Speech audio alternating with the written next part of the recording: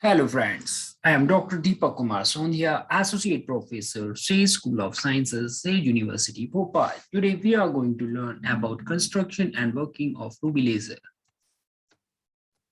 Ruby laser is the first working laser invented in 1960 by E.H. Mammon using a ruby crystal and so-called the ruby laser.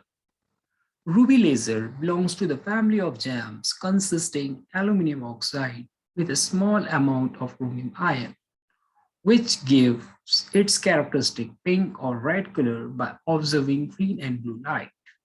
The ruby crystal is used as a pulse laser, producing red light at wavelength of 6943 angstrom.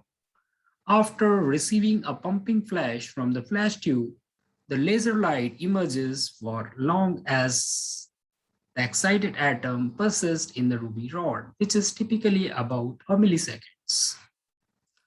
The ruby laser has following main parts. The working substance is in the form of a rod of ruby crystal of length 10 centimeter and 0.8 centimeter in diameter, in which chromium plus 3 ions are active centers, while A, L, and O2 ions are inert.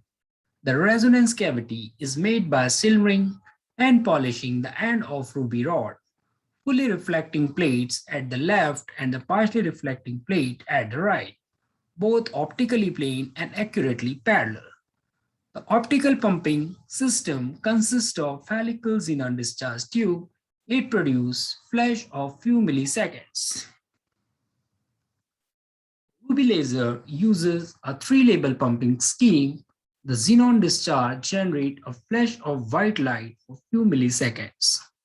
The chromium plus 3 ion excited to the E3 label by observing green and blue component of white light.